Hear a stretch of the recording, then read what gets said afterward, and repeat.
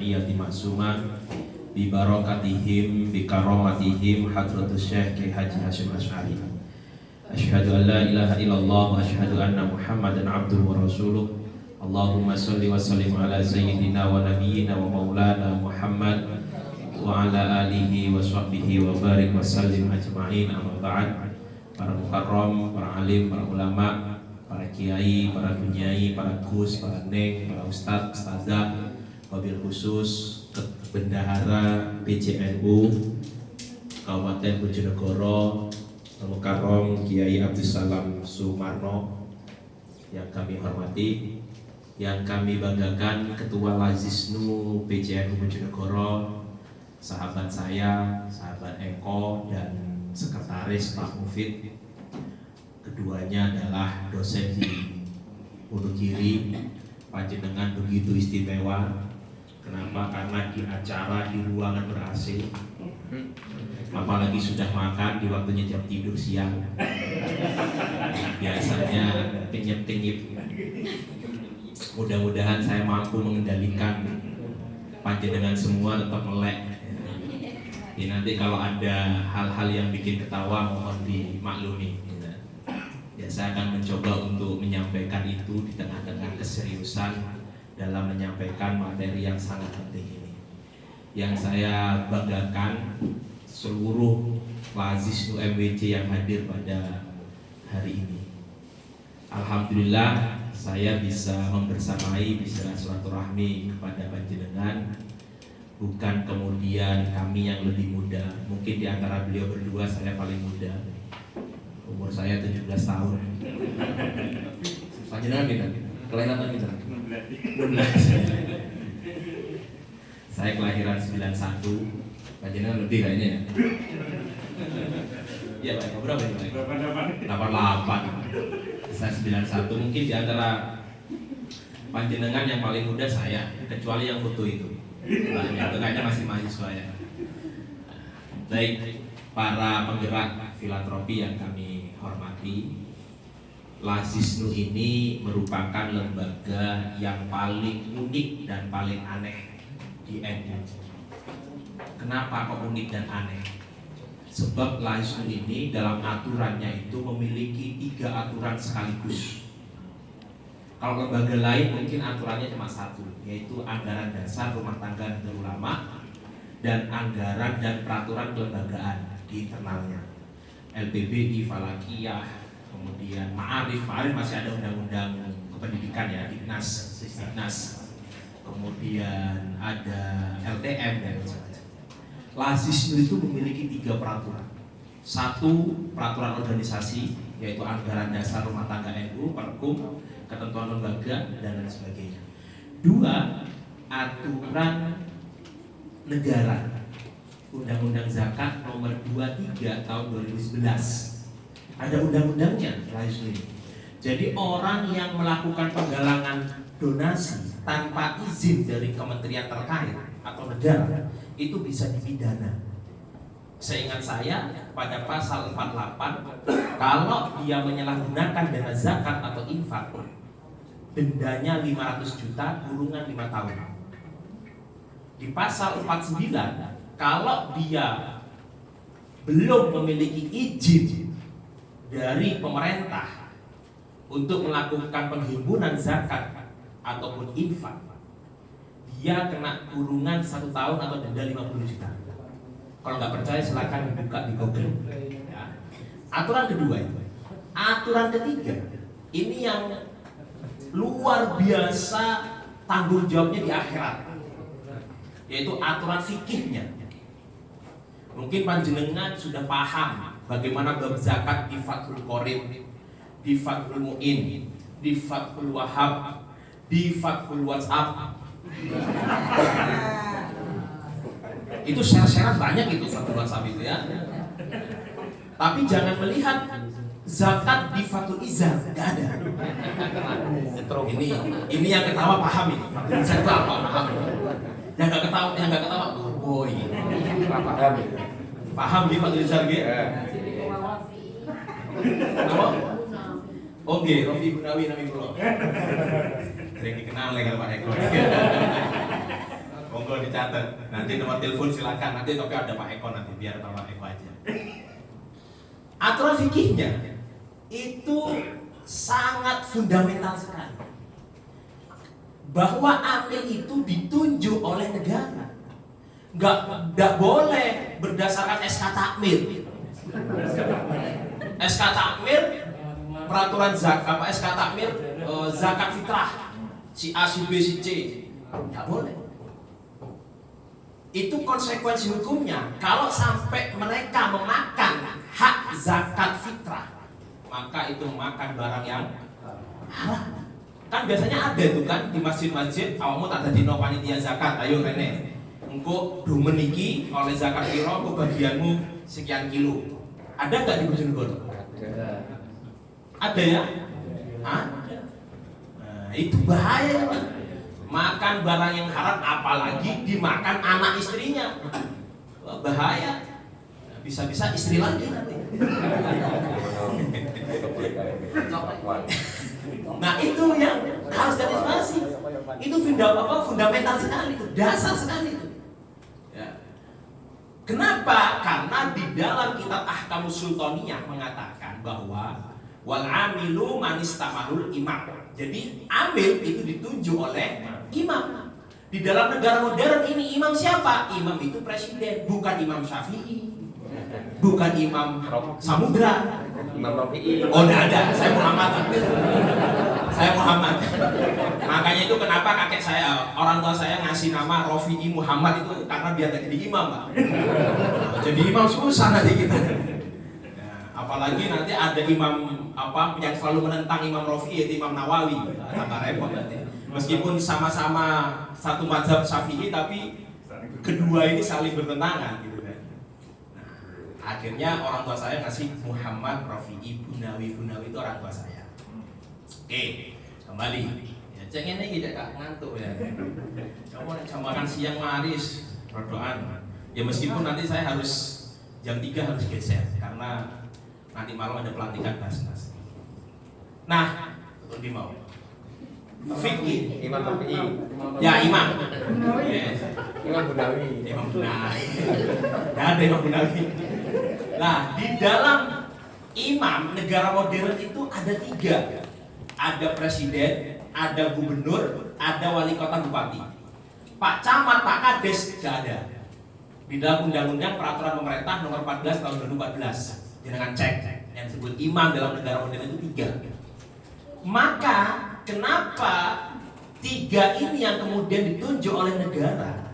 Kemudian lazisnu yang tadi memiliki 3 aturan juga, bukan istri ya, bukan istri bertiga, apa istri 3 bukan.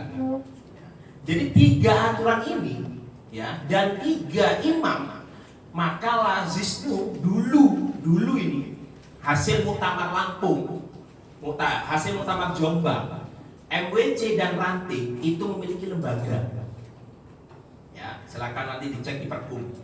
Tadi sebenarnya ada ketua PCNU bisa dicek itu, ketua PCNU pasti paham.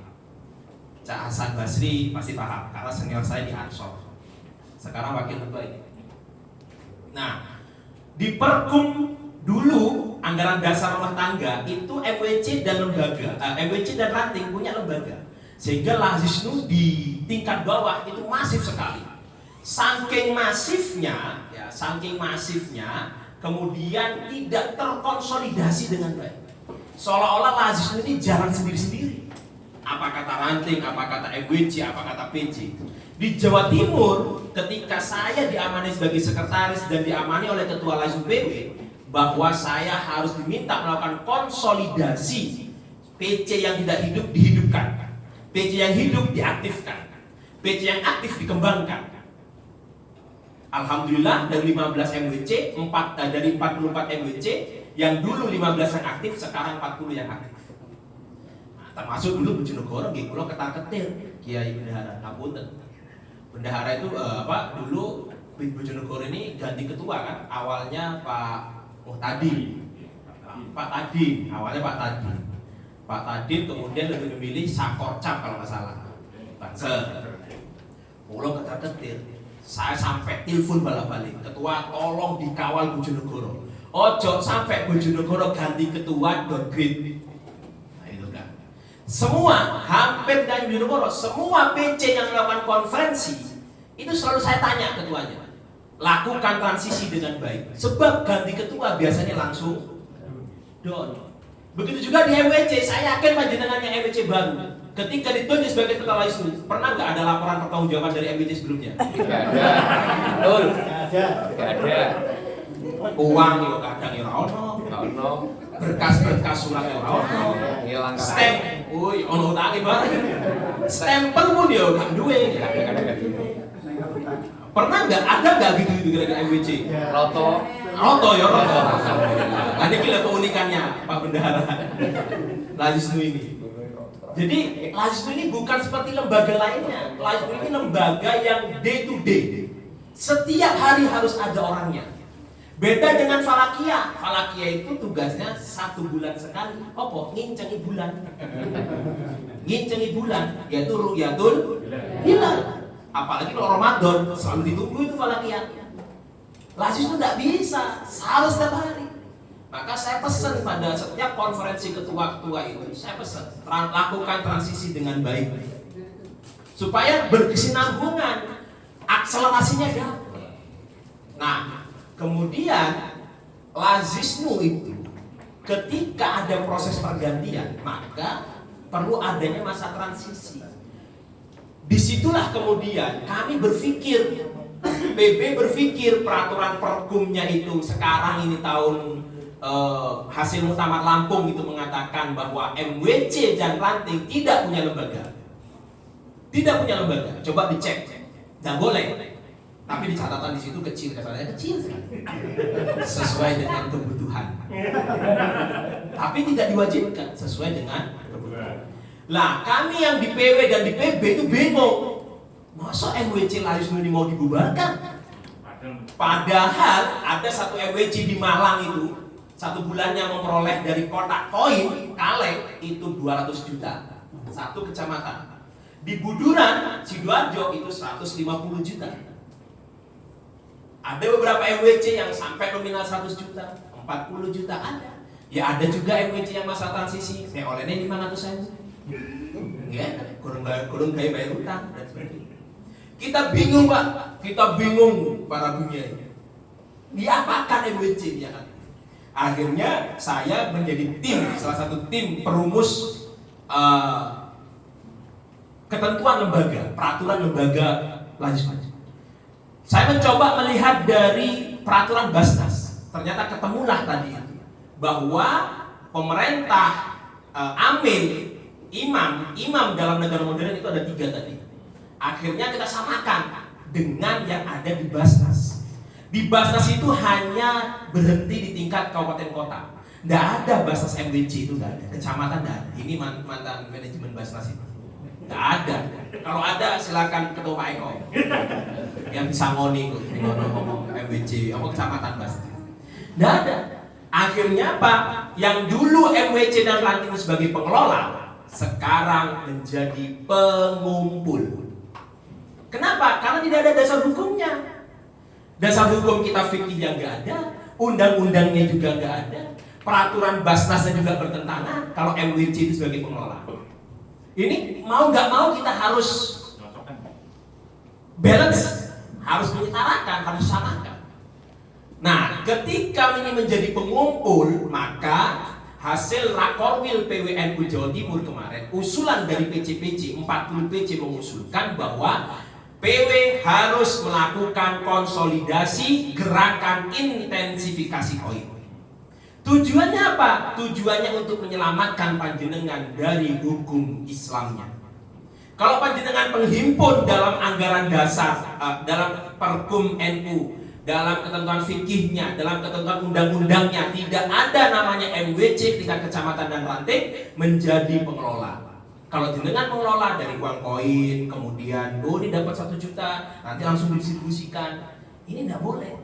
Ini sudah menyalahi aturan. Bagaimana caranya? Dengan gerakan intensifikasi. Gimana maksudnya? Panjenengan melakukan fundraising di tingkat MWC dan ranting. Hasilnya itu panjenengan transfer, kumpulkan ke atas dulu. Wis mulai. Cocok susah mudune. Panjenengan pernah baca apa? Panjenengan mesti tahulah ilmu gravitasi bumi. Sesuatu yang dilempar ke atas kira-kira turun apa enggak? Turun. Tapi sesuatu yang di bawah mau naik ke atas, piye caranya? Maka saya berpikir keras dengan ketua PW, muncullah intensifikasi koin. Semua penghimpunan yang di bawah disetor ke atas. Di atas tinggal kita turunkan ke bawah. Apakah PW hanya butuh uang? Enggak. PW nggak butuh uang ngapunten, uang dari MWC. PW sudah bisa menghidupi dirinya sendiri. Saya sebagai sekretaris dan ditunjuk sebagai direktur wilayah, artinya yang bertanggung jawab dalam pengolahan amil, ya. Tahun 2025 kemarin saya memperoleh sekitar 19 miliar setahun. Ini duit PW tok.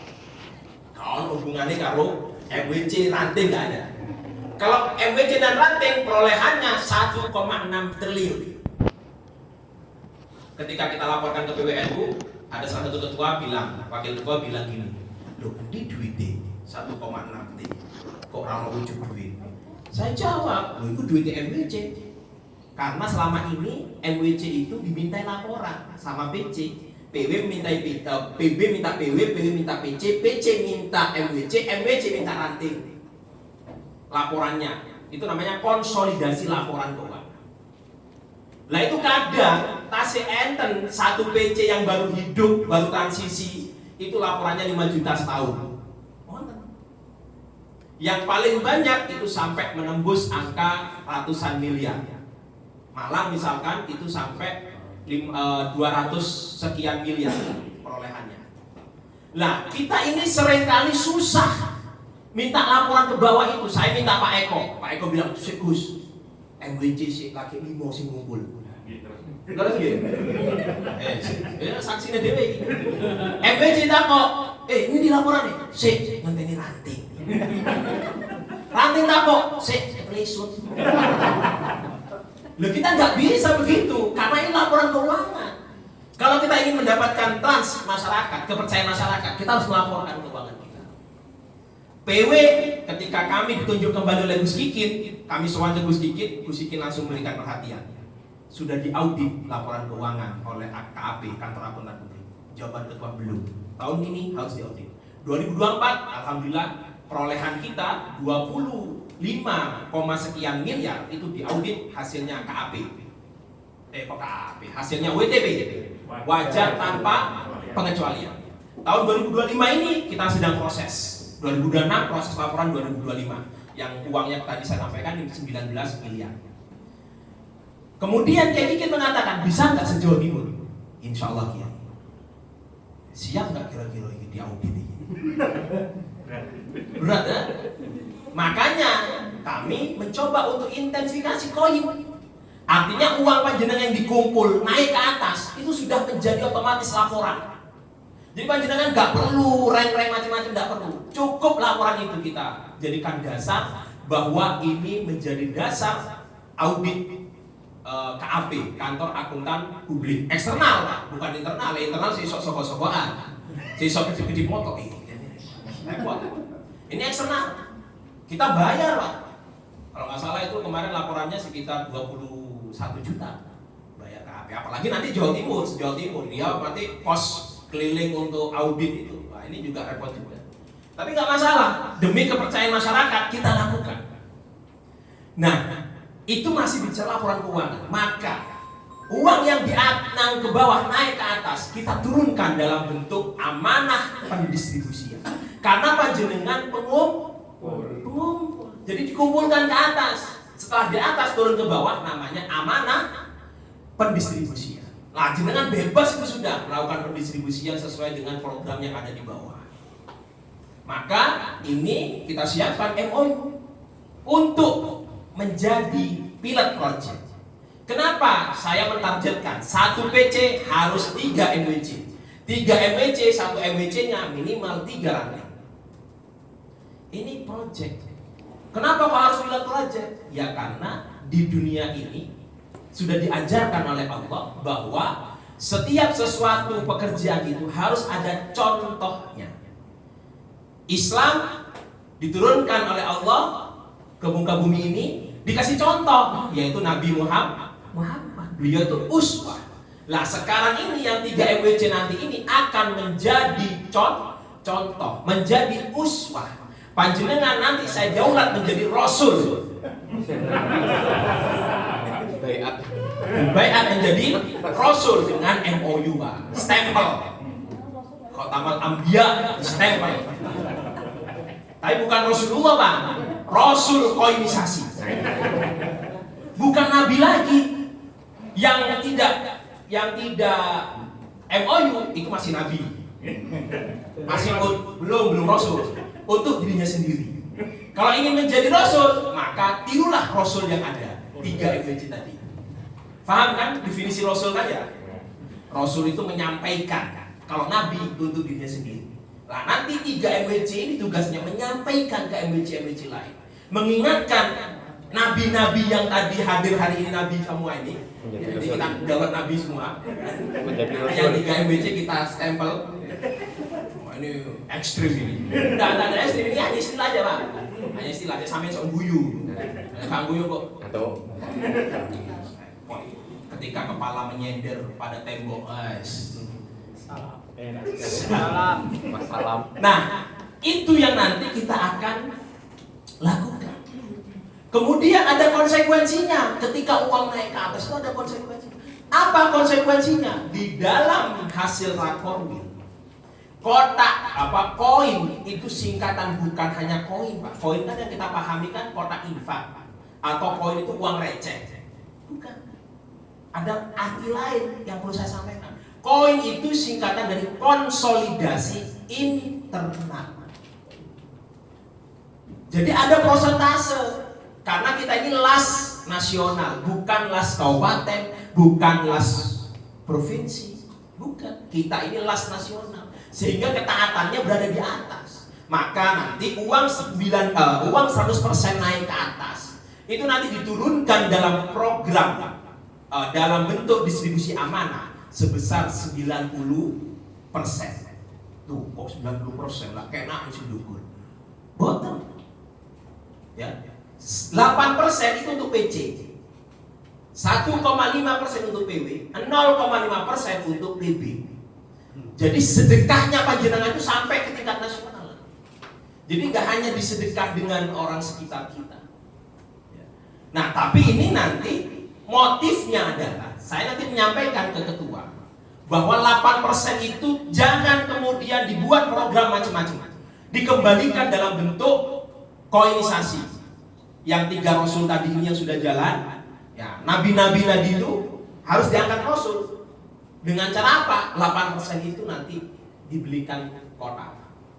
Kalau memang ada dari 3 ini yang pengen, yang 3 ini misalkan rasul 3 ini, saya pengen menyebarkan risalah koinisasi, ya dakwah koinisasi, tapi saya nggak punya koinnya, nggak punya kotaknya. PW siapkan. Sampai minta berapa? Tuban tadi minta 1.500. Saya siapkan. Wong PW soge, Pak. Kaya kita ini, sombong titik lah pokoknya. Ngapunten, ya bendahara. Ini harus dengan begini caranya. Nah, dengan gerakan itu, ya survei membuktikan rantai yang lazisnunya aktif, NU-nya hakul yakin, ainul yakin, pasti aktif. Pasti. Kenapa? Saya ini merasakan. Ngapunten, saya ini di rumah juga menjadi ketua tanfidiyah anak ranting perumahan. Yang pertama kali saya lakukan adalah saya langsung sebar. Pengurus saya ada 25 pengurus. 25 saya kasih kotak. Harus infak sedekah subuh. Mereka infak kuburan sempit. Aja begitu, Pak. Lewat medit kuburan sempit. Loh iya duluan dia kan namanya kuburan, wis sakmono.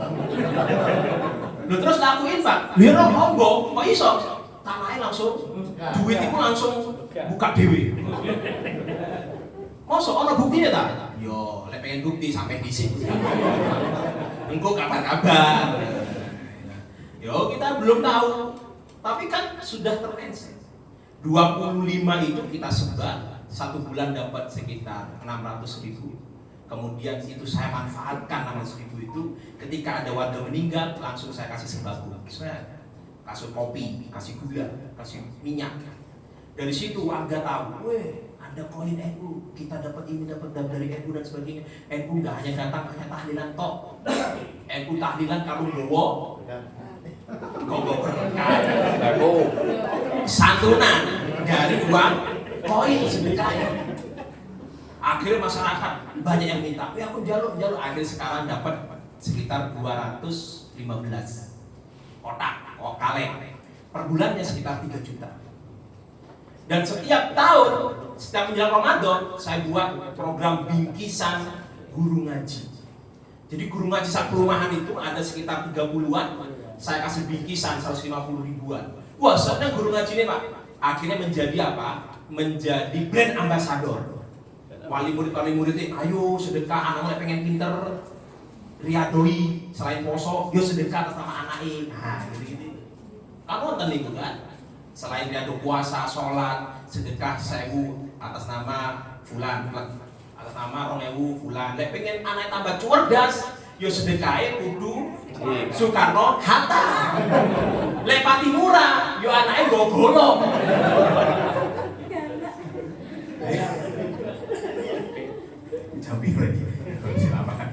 Nah, gitu caranya.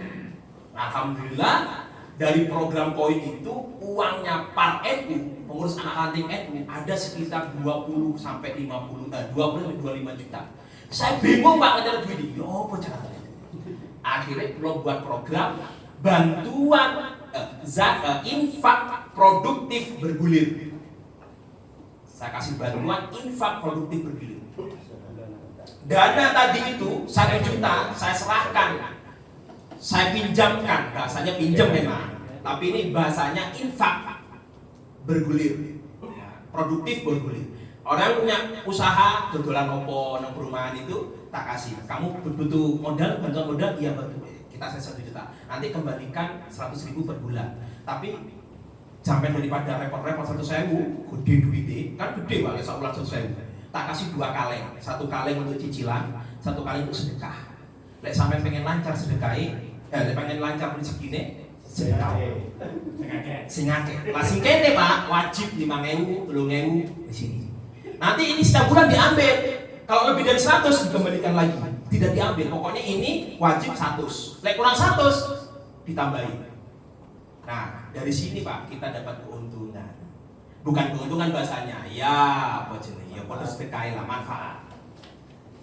Alhamdulillah Pak, dari 10 orang sekarang sudah menjadi 40, terakhir itu 6 atau 7 penerima manfaat. Itu memberikan manfaat kepada masyarakat. Ketika masyarakat diajak, ayo pelatihan sholat, melo kabeh Pak sing koin-koin. Ayo Lailatul Istimewa, melo kabeh. Lek gak melo tak ancem Pak, tak absen. Ya awakmu gak melo pingin ndi. Kata keimanet sing periode kedua. Bingung Pak. Karena apa?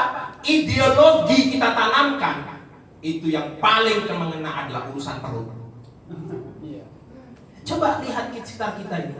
Orang pergi tahlilan itu bukan urusan apa? Urusan makan. Orang yang akidahnya tergadaikan masuk golongan sebelah itu karena dibantu oleh sebelah. Sebelah sekarang begitu Pak, Wahabi, Muhammadiyah dan macam-macam gitu caranya. Ayo akan dikasih modal, butuh apa? Rombong, kita kasih rombong. Modal berapa? 1,5, kita 1,5. Nanti kalau ada kajian ikut ya, oke siap ikut. Dicuci otaknya di sini. Bid'ah dolalah, misalnya kubur haram, doa orang tua begini guys, macam-macam. Itu tanggung jawab siapa? Tanggung jawab Nahdlatul Ulama. Ulama menyerahkan tanggung jawab itu kepada pundak panjenengan semua, termasuk pundak saya. Itu Pak.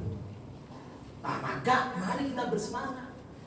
Bukan kemudian kita meminta-minta mereka untuk berzakat, berinfak. Boten. Di Al-Quran sudah jelas perintahnya. Khudh min amwalihim. Sudah jelas itu. Bu ayat tirakulani. Cinta apa lah itu toh? Khudh min amwalihim shadaqatan. Ambillah harta mereka. Kita ini diperintah untuk mengambil. Profesi yang paling disebut, profesi yang disebut dalam Al-Quran itu ya kita. Amil disebut. Innamas shadaqatu lil fuqara wal masakin wal sudah jelas kita ini mulia kalau ikhlas. Lek ono karepe yo ngene. Lek karepe pengen dilok karo tuwane, anakku rek aktif nengenku. Itu. Nah, kalau kita ikhlas, khudh min amwali, ambil. Jangan malu karena perintah kita ambil. Yang ambilnya harus sewajarnya, Pak. Harus apa jenenge iku sesuai. Ojo njupuk kaleng, panjenengan sarunge cingkrang, sandalan jepit, koploke merah kabeh, kaosan. Dikira pengemis. Nah, ngambil koin itu pakai rompi, pakai seragam, celana levis, celana jet, celana kain, sepatu Van Lavel, kopiah sing hargane 1.000. Ambil. Assalamualaikum, mohon izin ngambil koin. Ketika diambil koinnya didoakan, ajrakallahu fima aqaita. Ojo nggih matur suwun nggih. Nggih sing kathah nggih. Boten perlu katahe, Pak. Perlu istiqomahnya. Panjenengan istiqomah insyaallah 1000 lebih baik daripada 1000 karomah. Sedekah subuh itu penting. Nah, ini kita tanamkan dengan gerakan koin ini. Ya kita bersama dengan para tokoh masyarakat, tokoh agama dalam dakwahnya, misalkan ibu-ibu nyai di sini disebut misalkan kajian muslimat ditulis apa jenenge si daninya, Bu tolong sekarang bahas soal bab sedekah, manfaat sedekah, keuntungan sedekah, karena di dalam Al-Quran itu begini misalkan. Besoknya Bu request ancaman orang pelit. Besoknya lagi ancaman orang yang tidak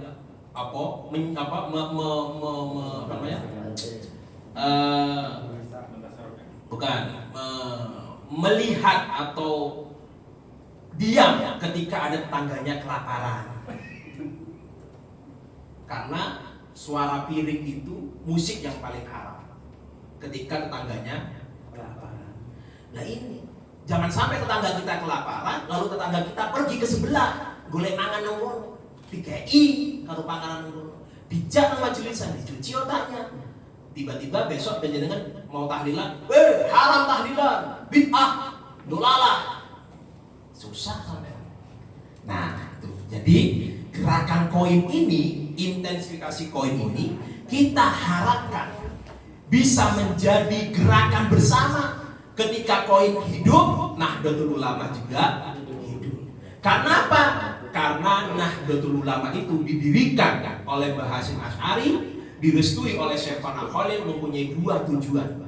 Satu, yaitu Jam'iyah Diniyah, organisasi keagamaan. Bicara organisasi keagamaan ini sudah selesai. Saya anggap sudah clear. Kenapa? Karena Nahdlatul Ulama melalui Komite Hijaz telah berhasil meyakinkan Raja Arab agar di Arab Saudi tidak menyetarakan mazhab. Itu sudah perjuangan Jam'iyah Diniyah Keagamaan. Kita sudah berhasil menanamkan tahlilan, manakipan, rotipan, kemudian mulutan. Kita sudah berhasil. Di perumahan saya ini, Pak, ya sekitar 30% Muhammadiyah. Tapi musola-musola itu sudah mulutan masing-masing, sehingga NU itu tidak mengambil peran. Ya sudahlah, mumpung mulutan kabeh. Tahlilan orang meninggal, bahkan orang Muhammadiyah, tokoh Muhammadiyah meninggal di situ, dibisiki karo tonggo iki, tahlilono, saknoku sing mati, aku sugih sedekah orang sing mati. Iku yang nurut. Nanti undang ini ketua NU kita undang. Ya tahlilan Pak, tak ketok titik-titik ya. Nah, kira-kira begitu. Lah, diniyah kita sudah selesai. Tapi Jam'iyah ijtimaiyah kita belum selesai. Kenapa? Banyak warga kita, warga NU itu memang rata-rata kata Gus Ipul itu ya menengah ke bawah. Ya. Bahkan Gus Ipul waktu jadi wakil gubernur itu saya masih ingat pernah ngendikan, kalau ingin melihat ekonomi Jawa Timur itu seperti apa, maka lihatlah makam Mbah Ampel. Kalau makam Mbah Ampel itu rame, maka ekonomi Jawa Timur sedang menurun. Oke, karena sama-sama ke Mbah Ampel semua. Kan pusing kan, bikin utang atau cicilan, sowan aja Mbah Ampel. Ketika makam Mbah Ampel itu sepi, maka ekonomi Jawa Timur sedang. Buat panjenengan rasakan, nek panjenengan duitin teh, utangnya akeh kira-kira nang jero. Maka tawasul pada beliau-beliau itu, minta pertolongan. Wong jero lah ordal. Beliau itu ordal, Mbah Hasim itu ordal, Syekhona itu ordal. Kalau kita nggak ada ordal, susah Pak. Susah masuknya. Mengandalkan prestasi, tidak bisa. Sebab seberapa kuat kita, seberapa yakin kita kalau Rasulullah kenal dengan kita. Ya dulu Rasulullah ketika pertama kali perjuangan Islam itu sampai jauh ke Sayyidah Khadijah. Khadijah, siapakah orang yang percaya dengan dakwahku? Kata Khadijah, suatu saat dakwahmu akan menyebar seluruh dunia. Sekarang kalau dulu Rasulullah saya apal sahabat Abu Bakar, Umar, Utsman, apal kabeh. Lho kene Rafi'i, masa apal Rasulullah meskipun jenenge Muhammad ya kan? Gak ada jaminan kita. Makanya itu tawassul. Lewat siapa? Lewat Syekhona, lewat Mbah Hasim yang lebih dekat dengan Rasulullah. Nah itu. Bisa tuh di mau oleh selahnya. Kau belajar sini. Nah, jam'iyah, ijtimaiyah itu penting. Jangan sampai orang sekitar kita kelaparan. Jangan sampai gara-gara tidak punya uang dia putus sekolah. Jangan sampai dia meninggal dunia gara-gara tidak bisa berobat. Itu tanggung jawab kita. Tadi di Tuban itu saya langsung ditembak sama Pak Joko. Gus, di Surabaya itu nggak ada rumah singgah. Rumah singgah pribadi. Kemarin ada riset yang mengatakan orang Tuban berobat di RSUD Dr. Sutomo gratis sakitnya, yang sakit. Lah keluarganya ini, masa turun hotel, masa turun Ampera, ada nggak raise program? Oke, kita agendakan. Memang itu keinginan saya, tapi belum terwujud karena biar kontrakan ya larang bisa ada Sutomo. Tapi kita sudah mewujudkan warga Bawean. Setahun yang lalu saya meresmikan rumah singgah Bawean di Gresik. Jadi Bawean itu kalau keluarga sakit dia mengantar terus nggak tahu mau tidur di mana, nggak punya saudara di Gresik. Akhirnya kita buat rumah singgah urunan dengan Laisu Bawean.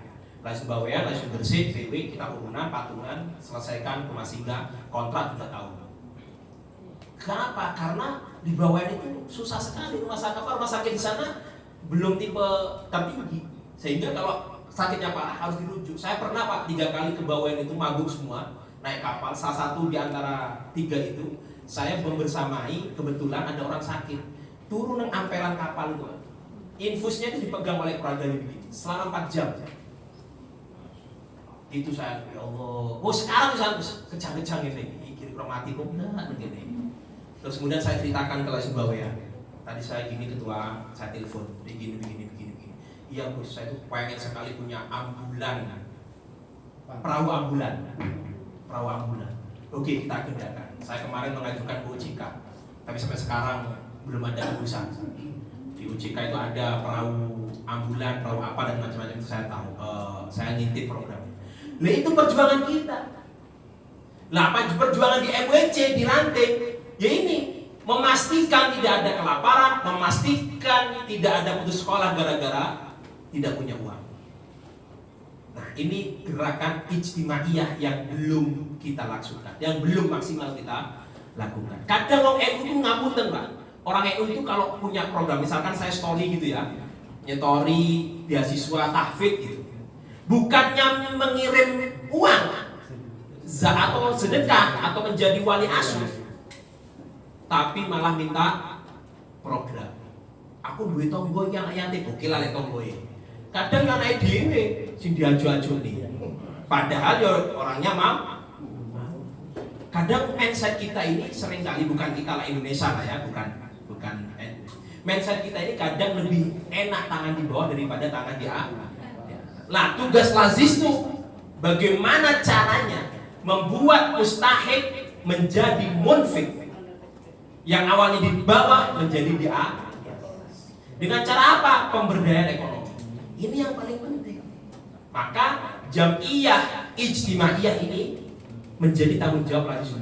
Belum lagi jam'iyah iktisadiyah, ekonomi. Ini susah minta ampun ini. Awalnya tidak benefit, kalau untungnya baru BNP. Engkau les gede, kalau untungnya baru rebutan. Itu biasanya ya banyak lah kasusnya. Nah ini kita mulai dari yang bawah. Karena apa? Ranting dan MWC itu yang punya jamaah. Nah, PW nggak punya jamaah. Kalau PW punya program pasti kita salurkan ke PC. Nah, zamannya Pak Eko ini belum dapat program dari PW, belum ya?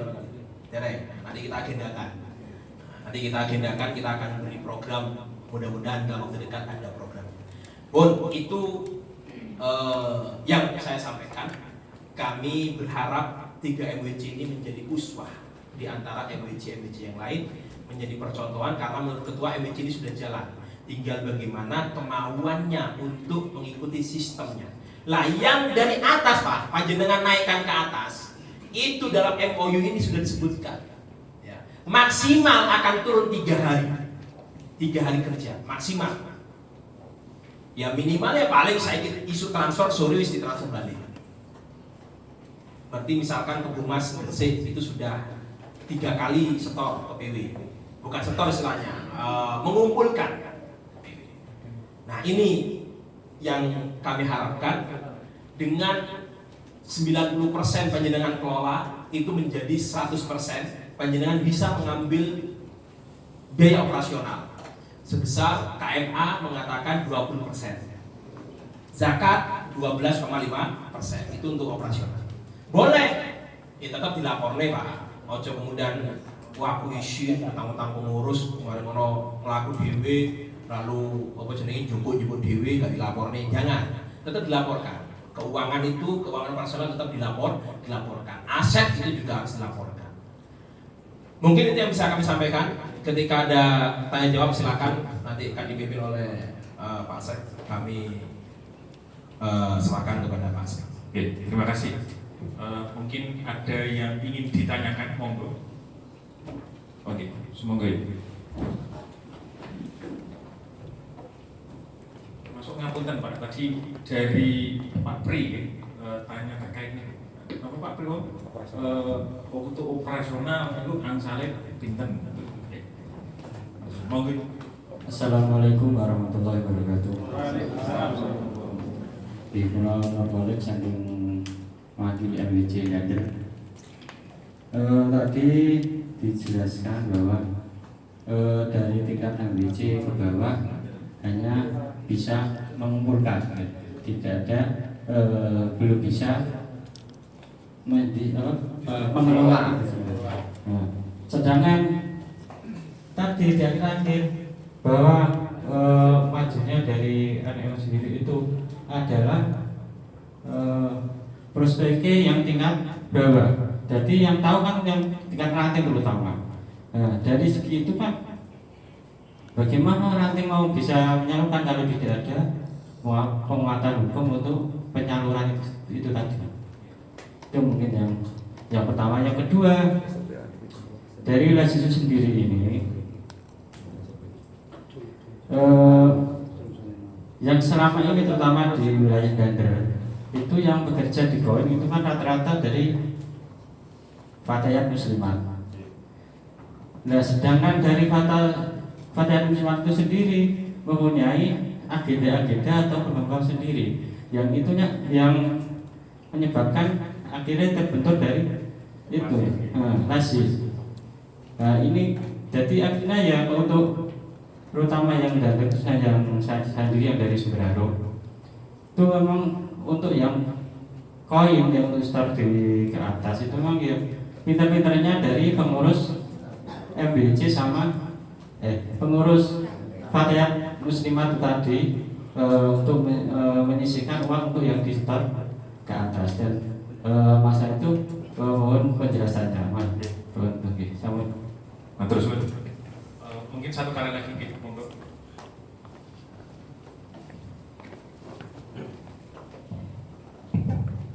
Terima kasih. Assalamualaikum warahmatullahi wabarakatuh. Waalaikumsalam warahmatullahi wabarakatuh. Saya Misbah Munir dari MBJ Brno.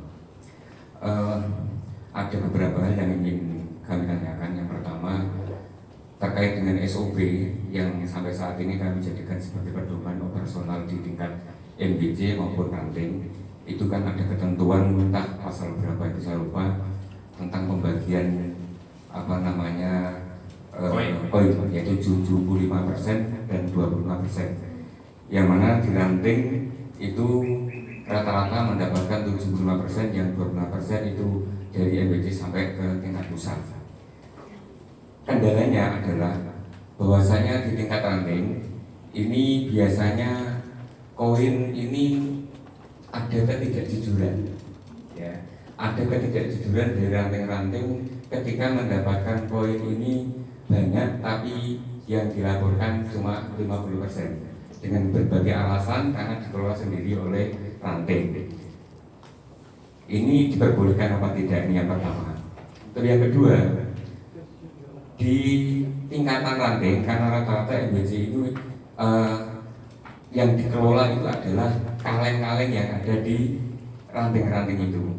Alhamdulillah untuk Brno ini kaleng yang kita sebarkan sudah lebih dari 2000 kaleng lebih Pak. Untuk desa Gunung Sari ini percontohan ini sudah hampir 800 kaleng ini beredar di Gunung Sari, dan alhamdulillah desa Gunung Sari dalam 1 bulan itu bisa mencapai antara 4 sampai 5 juta per bulan. Ini yang satu ranting Gunung Sari. Cuma yang akan bicarakan adalah MBJ. Ada salah satu ranting ini yang justru pengurus NO-nya Pak yang jadi masalah. Karena di ranting itu ada Lajisnu yang tidak sinkron dengan PRNO-nya, sehingga Lajisnu nggak bisa jalan karena tidak ada dukungan atau support dari ketua NO baik Rokesnya maupun Tangbidianya. Sehingga di Brno ini ada beberapa ranting, kurang lebih ada 4 ranting yang sangat pasif banget, bukan hanya pasif, sangat pasif banget. Padahal di situ juga ada pengurus bukan pengurus ranting, ada pengurus MBJ NO-nya ada di situ. Nah, oleh karena itu yang ingin kami tanyakan adalah bagaimana mengatasi terkait ketidaksinkronan antara PRNO dengan lanjutan tingkat ranting ini, sehingga tidak ada gerakan sama sekali lanjutan di tingkat ranting. Demikian, terima kasih. Assalamualaikum warahmatullahi wabarakatuh. Waalaikumsalam warahmatullahi wabarakatuh. Matur suwun. Mungkin sementara 2 pertanyaan dulu gitu. Mungkin yang pertama terkait bagaimana nanti terkait cantolan hukum ya, dan benturan program Lajisnu dan Fatayat Muslimat. Mungkin ada arahan dari PW. Baik, yang pertama saya jawab terkait dengan Muslimat dan Fatayat. Ini ada Muslimat dan Fatayat enggak? Alhamdulillah masih ada. Memang Muslimat ini nyun saya di perumahan saya sendiri pun ya wangel nyun saya ini. Tidak hanya perumahan saya, ternyata setelah saya datang ke MWC kasusnya juga sama. Karena mungkin Muslimat merasa yang punya keuangan negara. Jadi suami-suami yang kerja setor 100% ke ibu-ibu yang kelola keuangan negara. Nah, bagaimana cara menyikapi itu? Tentu harus ada ketegasan, ngapunten Yai Bendahara PC, harus ada ketegasan PCN. Saya pernah menyampaikan ini ke PCNU Lajisnu, ya Allah, daerah Tapal Kuda, Lumajang kalau nggak salah. Memang ada gesekan di bawah. Muslimat ada kotak sendiri, atau Muslimat itu kan punya rutinan biasanya, itu urunan sendiri, ya, dikelola sendiri untuk santunan sendiri dan sebagainya. Saya sampaikan kepada Gus Darwis, Gus Darwis itu ketua PCN. Gus, ini harus ada penegasan dari PCN. Pripun maksudnya? Ya ini Muslimat begini. Oke, saya minta tolong didraftkan surat. Saya minta ke Lajisnu MBJ didraftkan surat agar ada surat instruksi kepada muslimat dan fatayat. Hukumnya muslimat dan fatayat itu tidak punya cantolan hukum. Karena apa? Di dalam peraturan Kemensos 1985 atau 84 saya lupa, itu ada ketentuan bahwa setiap orang yang menggalang donasi itu harus ada izin dari Kemensos. Itu kalau donasi. Kalau zakat izinnya ke Kemenang. Lah muslimat sampai hari ini, muslimat dan fatayat nggak punya izin. Coba cek aja sampai pusat, nggak ada izin. Makanya itu lazisme itu harus berada di negara terdepan. Karena lazisme yang mempunyai SK izin operasional dari Kemenang itu lazisme. Ya. Dan akan muslimat dan fatayat yang melakukan itu, ya berbenturan dengan hukum. Nah, untuk merangkul itu kalau berbenturan kan tambah adung muslimat. Wis, bu, gak ngurus aturan-aturan. Itu kan urusan dukur, itu urusan kisah. Biasanya ngono biasanya. Nggih, leres nggih. Bu leres Bu. Aku ten lho Bu. Ngaku. Bagaimana caranya? Rangkul mereka. Wis muslimat, ayo bareng, mlaku bareng, sampai butuh opo, tak support teko uang koin. Misalnya santunan, oke kita support. Misalnya pengajian, oke tak support konsumsi ini. Misalnya, nggak apa-apa, konsumsi kan kembali kepada masyarakat. Jangan kemudian mensupport biaya teror, biaya LED, biaya-biaya yang tidak ada manfaat kepada masyarakat, itu jangan. Kalau biaya selama itu kembali kepada masyarakat, itu boleh. Karena dana infak kan terserah. Kecuali kalau dana zakat harus 8 asnaf. Kalau infak boleh, biaya konsumsi, sing paling berat kan konsumsi. Paling berat kan konsumsi. Ya ambil aja uang koin misalnya, ditutup Bu, tapi duit koin 5 juta. Sampai butuhnya 6 juta. Entek lah itu. Wis ngenai wis, aku tak jupus Pak wae 2 juta. Ya enggak apa-apa. Ya sama ngerti lah, itu kan mengerti lah. Sampai kau jujur aja, jangan sampai berbohong. Karena berbohong itu satu kali nanti akan berbohong terus. Kan begitu. Nah ini pengalaman bujur apa pengalaman bohong kali istrinya. Nah, itu caranya. Satu dengan surat instruksi, yang kedua dijak ngomong, dijak ngopi, dirangkul. Oh, jadi dirangkul temenan Pak. Bojone wong soalnya. Maksudnya itu dirangkul organisasi. Ayo bareng. Lek kerja bareng itu pasti akan indah. Misalnya kok logoku ya apa? Kok nak logoku ditempel Pak. Logo lah muslimat, logo lah Isnu, logo NU. Tempel kabeh, enggak masalah. Ansor, Fatayat enggak masalah. Sampai cek Instagramnya lah Isnu PW. Itu selalu kita menempel logo-logo orang yang apa perusahaan atau lembaga yang terlibat. Pasti kita tempel. Enggak mungkin enggak kita tempel. Itu sebagai identitas laporan kita kepada masyarakat. Nah itu ya, jadi instruksi lakukan pendekatan dengan muslimat dengan gaya komunikasi panjenengan terserah. Pokoknya dirangkul. Ya caranya kok iso kerjasama. Terkait dengan kebutuhan muslimat kita siapkan. Selama ini muslimat juga butuh bapak-bapak. Nah, muslimat gak di bapak lah repot. Duit itu kok di. Ya ada sih pejuang perempuan ada, pejuang keluarga juga ada. Bon. Kemudian lazis itu di tingkat bawah terkait dengan koinnya. Memang begini, Kiai Miftah Roisam pernah mengatakan ranting itu ujung tombak dan ujung tombok. NU, ujung tombak dan ujung tombok. Ya saya juga di para NU yang ketika ada istimewa yo tombok Pak. Saya kata NU satu saya mulai duit dan ada duit 20.000. Pokoknya urunan. Memang itu. Tapi kenapa Pak aturannya bertentangan? Tidak bertentangan. Kita hanya mengatur sesuai dengan aturan perundang-undangan yang mengatakan bahwa ranting dan MWC tidak punya lembaga. Maka ketika ada peraturan Rakorwil, keputusan Rakorwil 75 untuk ranting, 15 untuk MWC, 8 untuk PC, itu semuanya akan kembali kepada masyarakat. Gak mungkin 8% di bawah Pak Eko, gak mungkin. Gak mungkin di bawah Pak Mufid, gak mungkin. Di bawah saya apalagi, gak mungkin. Itu pasti akan kembali ke tinggal bagaimana diatur ritmenya. Misalkan satu MWC ada 20 ranting misalkan. ada 20 ranting, 15 lah, kakek. 25. Ada 26 misalnya. Tidak apa 15% dikumpulkan. Menengi bulan depan wayangnya ranting iki, bulan depan wayangnya ranting iki. Dan programnya harus beragam sesuai dengan kebutuhan ranting. Ojo dipukul rata, yatiman kabeh. Jangan. Ya sing ranting itu punya yatim banyak, punya yatim titik. Lah akhirnya nggak ratok. Tapi sesuai dengan kebutuhan yang di bawah. Nah maka aturan itu bukan kemudian kita menghilangkan kekuatan ranting, kita hanya memfasilitasi bagaimana mereka tidak menabrak aturan.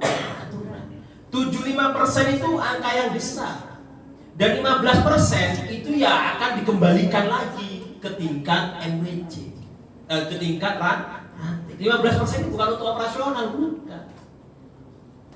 Caranya adalah misalkan ranting, misalkan ada 3 ranting, oke, dapat berapa bulan ini, kumpul di mana? Di rumahnya ranting A, ketua ranting A misalkan, dikumpulkan kentungan di situ, istilahnya panen koin, setor berapa, misalkan dapat 2 juta, 3 juta, 4 juta, total semua 10 juta, oke 10 juta kita naikkan ke atas, 90% kita turunkan. Nah dari 90% itu 10 juta berarti 9 juta, 9 juta itu dihitung 100%. Itu akan bruto, dihitung 100%, tidak apa-apa. Dihitung 10%, dihitung 100%. Kalau panjenengan ingin aman, ya anggap aja yang 10% itu operasionalnya. Titi berarti tinggal 10% operasional untuk MWC dan ranting. Sebenarnya kalau menurut Katib Surya PWNU itu bisa diambil dulu. Misalkan dapat 10 juta. Wis iki untuk operasional berapa? Wingi sing nagih piro wong, oke tak kasih sekian. Di total berapa? Setorkan, setelah dipotong operasional setorkan ke atas. Nanti atas turun ke bawah. Begitu. Untuk biar di bawah ini hidup. Kecuali ada akad-akad tertentu, misalkan kayak Batu kemarin. Kota Batu kemarin itu ada ranting yang beli tanah untuk kantor ranting. Dari apa? Dari uang kota. Saya sampaikan, tidak apa-apa, silahkan. Tapi kalau bisa akadnya diperjelas. Infak pembelian tanah itu namanya infak terikat, supaya 100% nantinya. Jadi kan ada infak, ada 2 infak jenis, infak terikat dan infak non terikat. Terikat Pak, nggak boleh DOT. Misalkan infak untuk Palestina, donasi Palestina, ya sudah 100% harus disetorkan untuk Palestina. Infak pembangunan masjid A, sudah setorkan 100%. Aceh, apakah itu bisa? Bisa, request saja ke PW. Batu kemarin request, bisa enggak ini? Oke, bisa, aturannya tetap. Kita tidak mengubah aturan yang baru, tapi kita mensiasati aturan itu. Misalnya ranting Jundejo, kalau nggak salah saya ingat itu, ranting Jundejo, Kota Batu, itu pelunasan tanah. Per bulannya nyicil, per bulannya sekitar sekian juta. Setor ke atas.